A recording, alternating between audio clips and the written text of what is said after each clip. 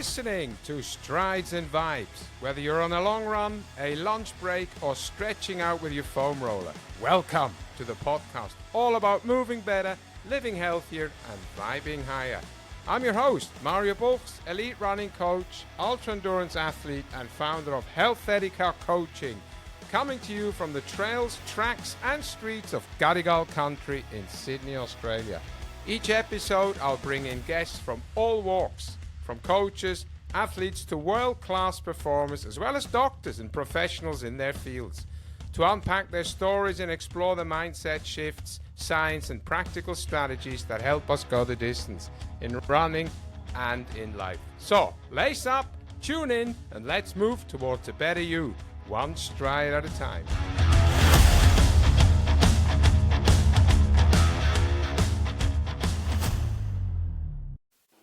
Hello, hello. Welcome back, or welcome to the Strides and Vibes show, or as we call it, it's a podcast. Today we have a lovely guest, Josephine Zappia. Welcome to the Strides and Vibes show, stroke podcast. How are you today? Very well. Thanks, Mario. Thanks for having me. Oh, it's an absolute pleasure. So just my little introduction to or about Josephine. We met last year. We kind of connected a little bit. Yeah, it's all about homeopathy and natural healing and things like that. And we're going to dig quite deep today, which is great. So Josephine is a homeopath, natural healer, and this is why my interest rose immediately when we met last year at the Speakers Institute boot camp, and because that's a 3-day course and it's pretty raw. People talk about the inner things, and the 30 other people kind of get to know you within 3 days. But yeah, it's not about that today. So I ask my guests the same question every time. Josephine, what makes you you? Well, I would have to say my passion and devotion to well-being and natural healing. It's a way of life for me now, and I operate from there. So that would definitely make me me. Excellent. Yeah. So, I mean, people don't just wake up one morning and decide I'm going to be a homeopath.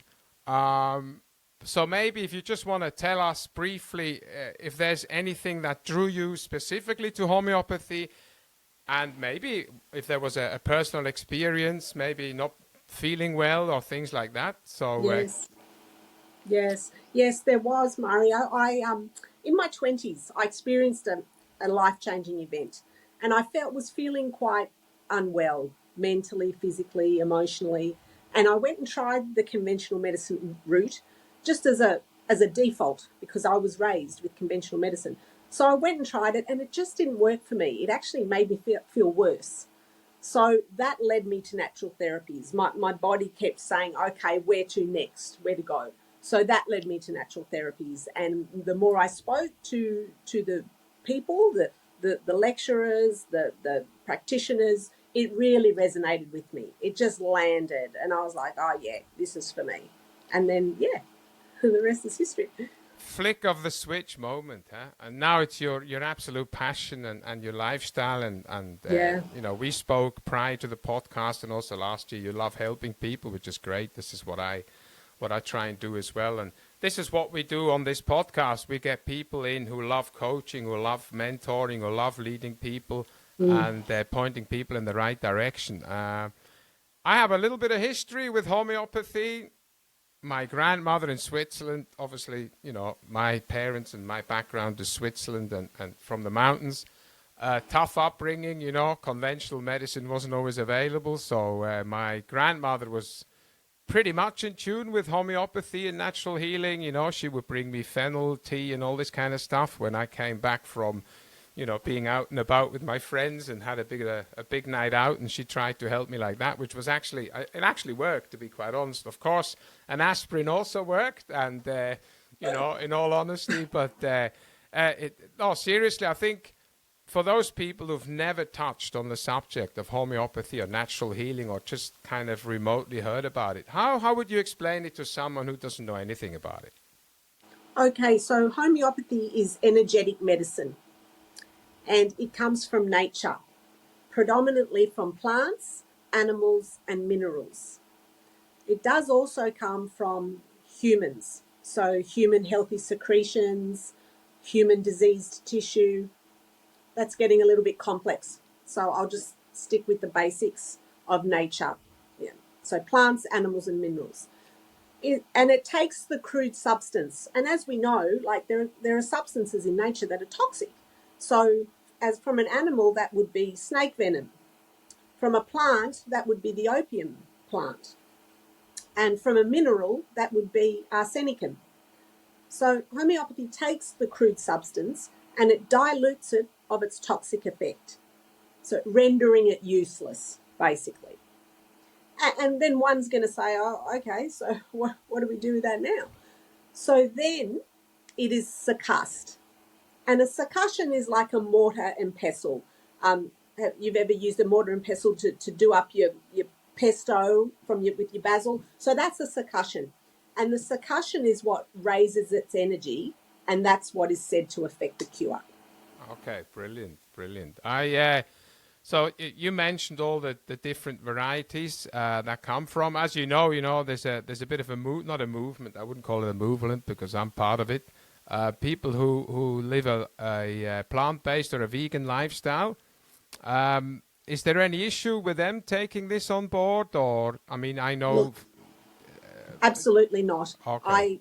A lot of my colleagues that I studied with and continue to see, they are vegans themselves. And yeah, there's no problem at all. I think probably because the animals are not being treated poorly. Like if you are extracting snake venom or dog's milk or however you're extracting that, they're treated very nicely. They're not treated badly at all. So I would say that's the reason. Perfect. Because there's many reasons people do a plant-based or have a plant-based Yeah. lifestyle. Some come from that animal, looking after the animals, the planet background, which speaks for itself. I went down that route because I just feel better. And then, of course, if I can look after the animal kingdom at the same time and the planet, that's obviously perfect, But I'm no evangelist. It works for me. But it's just always important to understand, that this is safe to take. Honey is always one of those subjects. I know where my honey comes from. I like honey. I think it's good for us. And if the bees are happy and they're not harmed, then I think that's a good thing to do. But again, that's everybody's own opinion. Of course, there's always going to be skepticism around these things, natural healing, homeopathy and things. So someone who's a little bit skeptical, what do you tell those people in your nice way, Joseph? I generally tell people that I've been using it for 20 years. I've been treating my family and patients for 20 years, and the results are undeniable. And I would also say that it was J.D. Rockefeller who largely led to the shutdown of homeopathy because he had such financial support in conventional medicine, right? But he loved homeopathy and he used it. And he famously said that homeopathy is a progressive and aggressive step in medicine. So I would say, I would look at that. So he was scared of it, but obviously he couldn't monetize it, so he dismissed it. Oh, interesting. Yeah. Oh, yeah. Okay, good. Thank you. That's great stuff. Awesome. That's awesome information. So, this is also a podcast for people who kind of love the outdoors, endurance people, runners, ultra runners, and things like that. We know how our body, kind of can deal with a lot of different things, and it gets tough. Some of the listeners have run events that go 2, 3, 4 days, or 10 hours, 15 hours, or whatever it is, or triathlons, and we know how to hurt, right? And we know what the body is capable of. But in terms of healing, what's your view? And what's the body capable of in terms of healing when you let it? Yeah, I truly believe that the body is capable of healing itself, given the right environment, given the right. Yeah, good. It can restore itself for sure. So what are the main things that you see out there that you have to treat? Is there certain ailments that you say, that's not? It's like running injuries. We'll talk about that later on because I've got a few questions there. But there's certain running injuries that come up and over again. Is there a similarity where you say, yeah, this is the main issue with humans nowadays, with the, where we live, our environment we're in? What's that? What's the number one issue? The number one that are coming to me are skin conditions and allergies. Okay. Yeah. Okay. And asthma and coughs. All right. Yeah. Okay. So like That's what's coming to me. eczema and things like that, huh? Yeah, Okay. eczema, psoriasis, acne. I do get a lot of allergies and then bronchitis, asthma, and some digestive disturbances as well, and then anxiety as well. Okay. Yeah. So do you then? Okay, so obviously you need to pin these people down, and you can ask all the right questions to get enough information out of them. And it's we don't need to go through the questions that you ask the people, but for me, it's always interesting. Obviously, how do we extract the information that we require as a whatever it is, a coach or a healer or something like that. So for me, it's always important to understand what the human is going through. But do you see our daily stresses, like you say 20 years now, since 20 years, you've been healing people and helping people. Is stress a factor? We have a lot of different stresses that we don't even know we're stressed. People are stressed without knowing it. We're doing more. We've got our mobile phone on all the time, blah, blah, blah. Yeah. Stuff at home. Is that related to this? Look, I think so. I saw a lot more stress and anxiety and depression from 2020. So the lockdowns. Okay. I didn't see that as positive. I thought a lot of people, their symptoms were exacerbated due to depression, stress, loneliness. So yeah, that I did notice, and was very busy during that time. That's very interesting. I thought, we went through the ringer there. I was just talking this morning when I was in the gym with my personal trainer, what we did, we kind of... It was an interesting time to be alive. Oh, it was great. That's for sure. It was fantastic. I mean, it was quite interesting, actually, and how everybody dealt with it, But Yes. so does and if homeopathy does it, or if it differs from natural healing or herbalism or naturopathy, does it differ? Is it the same? And if it differs, what's the difference? Okay, yes, no, they certainly are different. So herbalism is herbs. Yeah. Naturopathy is quite broad. Naturopathy will use herbs. They'll use vitamins and supplements. They will change your diet. They will look into nutrition. And then some naturopaths will also incorporate iridology, massage, maybe kinesiology, and lifestyle changes. So that's naturopathy. Okay. Whereas homeopathy is its own medicine altogether, separate from that. Homeopathy is working, as we said, we're working with energy. So we're not adding anything to the body with homeopathy. We're working with what the body's already got.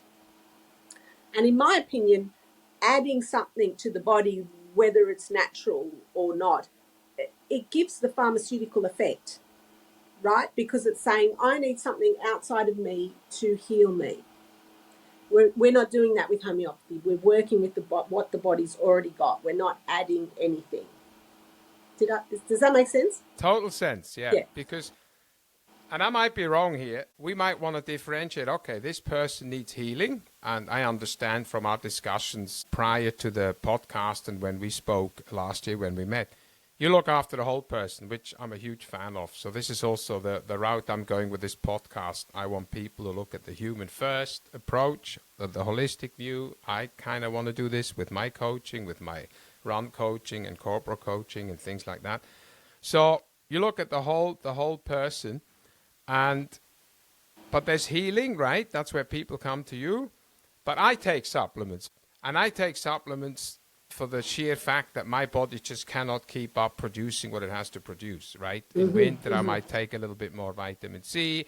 Throughout the year, I take vitamin D. I'm iron deficient. I've got a bone mineral density issue, which is something that I've spoken about prior, and I've written articles and stuff about that. So would that be different? Am I right saying, okay, I need healing, and let's do it the way that you've just described with homeopathy, where we don't add something to the body, we help the body with what it's already got. And then you've got someone who's like a little bit more athletic, they cannot keep up. Like, I mean, I speak to, I have in my network, a good doctor with blood tests, and then I see nutritionists who really, kind of understand what's going on. Am I on the right path here, or? You are. Strictly speaking, it's its own medicine. It doesn't need anything else to complement. But, we're not living in a bubble, we're living out there. So there are going to be times when I will say to a patient, yes, take this vitamin C or take this fish oil short term. It's just short term to get us where we want to be. And then you don't have to have it anymore. Because generally, because we're a whole, one thing cascades onto another. So when we do heal, you'll find you don't need the iron supplement anymore, because you're creating it yourself. Okay. Yeah. That's very interesting. Yeah. I think, I'm just thinking because I think it's fascinating. I really do. And I hope the audience thinks the same. It's like, so you're dealing with this person, so then either in an emotional or mental state, is that as important as the physical symptoms that you see? Because you're obviously discussing and you kind of, because if it's not right here, I always say to my runners, and my runners will say, oh, here he goes again. I want happy runners, right? There is coaching for development and coaching for performance. Yes, of course, we want to perform. And as a human being, we want to be the best on the day when we pin up the number or whatever it is we do in our triathlon or whatever. But I think the mental state is such an important factor. If people are not willing to be coached in your case or be healed, it'll be quite a struggle for you as well, I guess. 100%. Absolutely no question that the mental state is just as important as the physical state. I do believe that the body has its own intelligence. However, we are connected. So there's mind and body connection for sure. And those mental symptoms are just as important for me to get to create my prescription, right? Because we're a whole. So how does someone think? How are they wired is very important for me to understand. It's not because 3 people that come in with eczema will all leave with 3 different remedies. Yeah. Yeah, I couldn't agree more. It's like everybody's their own person and their own. Yeah. We are all so different, huh? And I actually talk. Oh, sorry. No, sorry, carry on. I briefly touch on the psychology of injuries in my book. It's such an interesting topic. Like because the same remedy that's given for an injury will also be given for the mental symptom of grief. And interestingly enough, when that is healed, the accidents stop happening. So It's a fascinating topic, and I only just touched on it briefly in my book, but I could expand on that. I think you need a second book. Plus, I'd like you to expand on this, because when it comes to injuries, you'll have 100% of listeners saying, "Hold on, now I'm listening." Yeah. We're 17 minutes in. We're 17 minutes in. We haven't lost all of them. They're now listening, because that's a very important subject. So the book is called "Heal by Josephine." People. Yes. Get out there. It's a #1 selling Amazon bestseller. Yes. And elaborate. Injury with grief. Oh, this is great. Please take your time. So we're looking at the subconscious level. The remedies work. They're gently taking off one layer at a time. And I often do say to my patients that the awareness is everything. As the layers come off, the awareness of our patterns comes to the forefront, and is not just in the subconscious. Because when it's subconscious, we don't know we're doing it. And so we'll just say, "Oh, I don't have that problem," or whatever. But as the potencies increase of your remedy, so does the awareness of your patterns. And then once we become aware of our patterns, we stop doing certain things that then create an accident. Okay, so we're Are talking you with me? accident. Yeah, absolutely. Yeah, So, yeah, we're talking about accidents, of course. So what about injuries as, like overuse injuries? So this is maybe, I don't know, if you've got any experience with that. So we usually talk about overuse injuries because running, swimming, cycling is kind of the same yeah, thing over and over again. So, if we're not strong enough to do certain things or workouts, running's like really pounding. It's okay. People say, oh, knees and all this. If we do it correctly, it'll be fine. yeah, That's why there's yeah. running coaches out there and all this kind of stuff. But so so you're saying that you can heal, not heal, but kind of help guide someone along when they are injured from an overuse injury as well. Yeah, So like, yeah. So there are some wonderful, wonderful remedies that are in the first aid um, kit, and so some of them they come from the flower, from the plant family actually, yeah, and plants are connected to sensitivity. So so this is what we use for aches and sprains and bruising as well. So arnica is one of them. One of them. There's ruta, there's rustox, aconite. I would suggest to have those in the first aid kit. And I actually find the Shusla tissue salts, so I can't say that properly, Shusla tissue salts, they yes. are really good for the local level. Ah, okay. Because a lot of the time with homeopathy, we're working at the baseline, we're Yes, working that's down right. here. But if we do have an injury, then we're looking at the local level. So those tissue salts actually work quite well.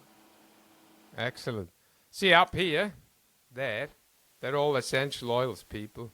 Oh, wow, yeah. My first go-to, yeah, I love them. That's only about half of what we have in the house at the moment. So I'm not here to advertise a certain brand. People with good eyes can see what it is, but we've been doing them for number of years. I use them for digestion. I use them for Oh, fabulous. yeah, that's my first go-to. So I have a little foot spa Okay.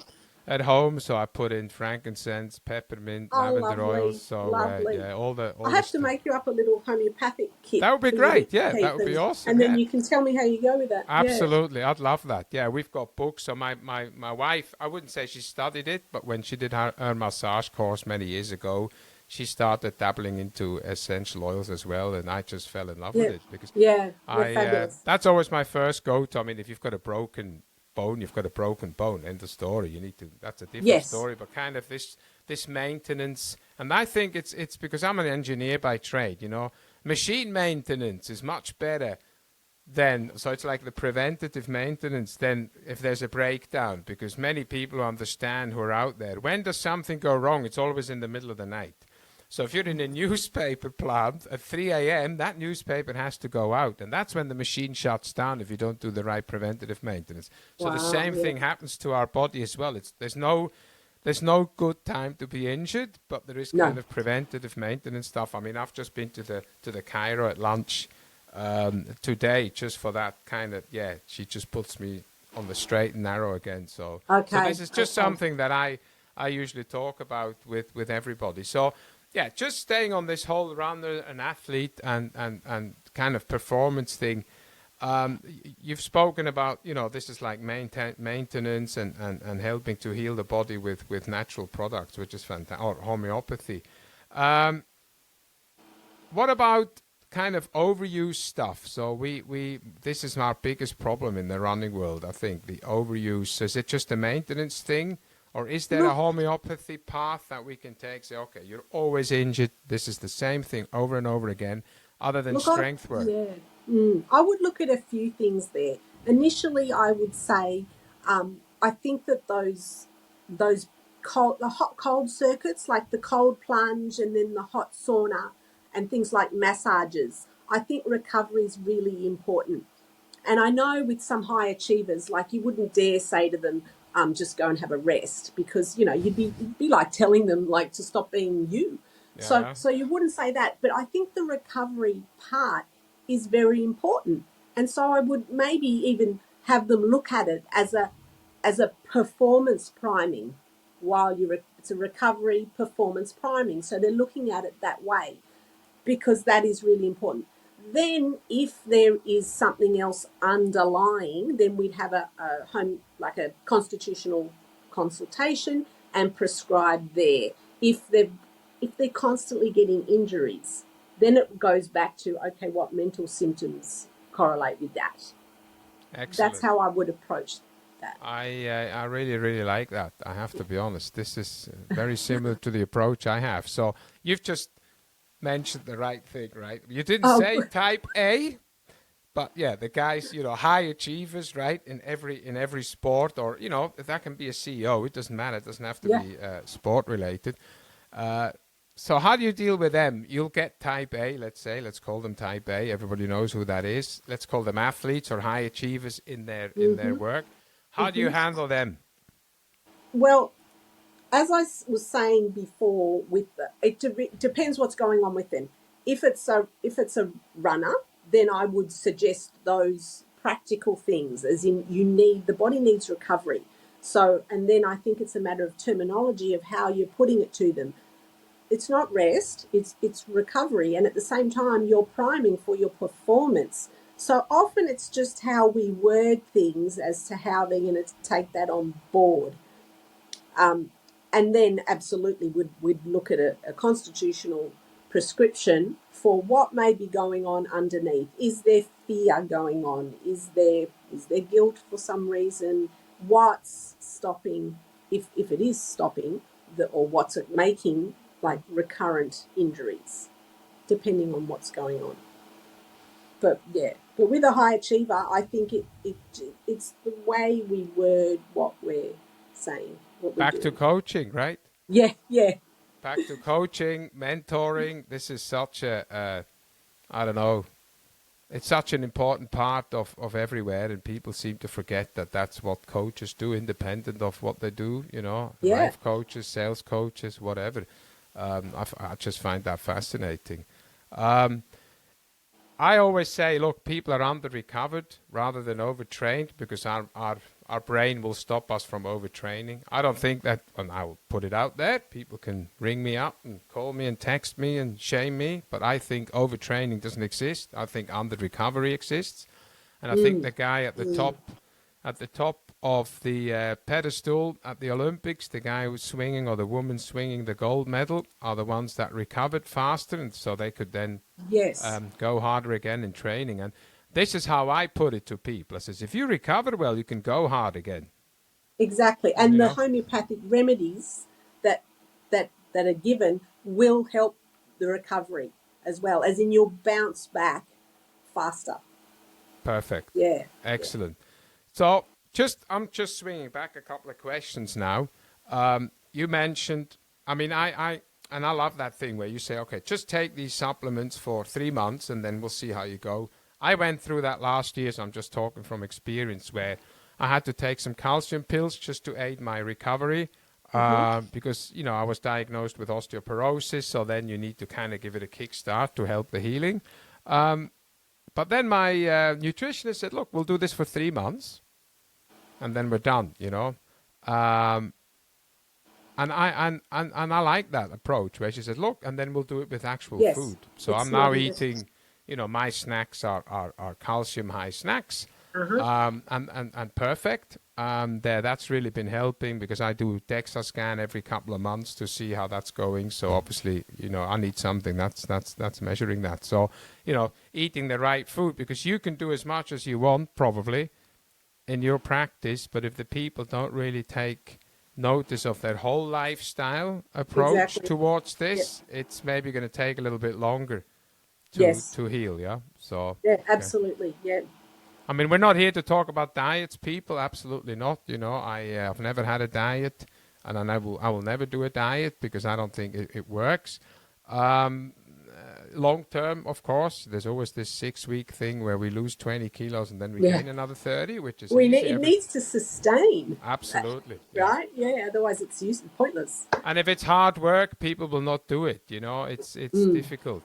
So, Mm. um, so what? Just as we round out now, because I think we're getting a hell of a lot out of this. This is fantastic. Oh, great. So what are some of the biggest misconceptions people have and I really want people to understand what homeopathy is, because I think it's a Mm. great thing, and I think natural healing, herbalists, I think that's all got their place as well. I mean, I come from a country that lives off chemicals. Switzerland, they make the pharmaceutical industry is huge. And I'm not saying good or bad. I'm just saying there's a lot of things we can do before we jump to whatever it needs to be. So what's the biggest misconceptions people have against or with homeopathy? I would say the biggest misconception is that it's as simple as matching the symptom to the remedy. Okay. And when we do that in first aid cases, in acute cases, we do that. But homeopathy is much deeper and far acting than that. And a lot of the time, if it's a chronic condition, if it's something that's been around a long time, then matching the symptom to the remedy is that's why it doesn't work. It just doesn't work. There's a lot of other layers to be considered. And we need to be prescribing down here at the baseline, at the source, right? Otherwise, we're just band-aiding, huh? Yeah, exactly. So I think that's a misconception. A lot of people just go, oh, yeah, arnica. Everyone knows arnica. Oh, okay, we've got a strain. We'll just use that. Homeopathy goes much deeper than that. That's great. See, I didn't know that, and I love that. That's important. No, because at the end of the day, we want to give people opportunity to make a decision for themselves, and say, look, I want to do this and I want to do this. But if you don't understand what's out there, then you're only going to do what you know, right? Yeah. And this is what I would like to do today with you, is just open this up, people's mind a little bit, and say, oh, okay, there's other things out there. I always bring up the subject when we talk about, how much is a bottle of oil? Doesn't matter which one. And I say, whatever, $40. Oh, that's a lot of money. I says, yeah, what happens if you have a headache? You run to the bloody pharmacy and you're going to spend $35 on something that lasts you not even a week because you need to take 2 pills a day and the packet is gone. Yeah. I have oils here that I use every week. They're 5 years old. The bottle is not even half empty, so I'm just talking, this is just, again, biased. Yeah. I'm just putting it out there. Things like that. And if you prorata if you prorata, a lot of people say, oh, well, the initial consultation is expensive or the remedies are expensive. If they're going to get you off medication, if you look at it over an annual, it's actually a lot cheaper. Absolutely. It's actually, and then not to mention you're healthier. We're all around better, yeah? It's like, why would you run? Yeah, because I come home a happier person. I can get more work done, which makes me happier. I might be a better husband at times when I'm not that cranky and I'm injured in bed or whatever, So, yeah, it all fits together. I mean, at the end of the day, it's that lifestyle. We're rounding it out with going back to that lifestyle. So you just mentioned a little bit how... you can build kits for people that kind of just some every day. So that's fantastic. And of course, listeners who are interested, I will put all your details at the bottom of the of the notes as well. So if people say, "Oh, this was fantastic," we'll share the website. But before we close, is there something you want people to remember? Just 1-2 sentences from today. There's a couple of other things, actually, because you've got runners in your audience. I think they would benefit from some of the remedies for like toenail fungus and athlete's foot as well. So some of those might be silica, or sulfur is a big one, big for the itch, graphites. So some of them in a runner's kit, I think, would be really, really great. Perfect. And now, to answer your question about what would I leave viewers with? What would I leave them with? Oh gosh, health it really is a lifestyle, but it's so worth it. So worth it. Thank you very much. Yeah. I can't add anything to that. That's fantastic. I really, really love this. Thank you so much, Josephine. And I don't just hope people got a lot out of it. I know they got a lot out of it, and maybe they walk around the street with a bit of a different mind towards what else is out there. Yeah. Thank you so much. Huh? Thank you, Mario. My pleasure. Bye-bye. Thanks for having me. Bye-bye. Bye.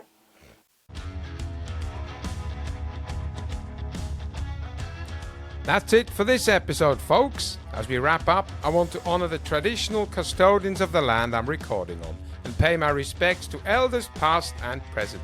May we continue to listen, learn, and tread lightly wherever we run. If today's episode sparked something in you, hit that share button, leave a review, or drop a comment on Spotify or YouTube. Every little bit helps keep the momentum going.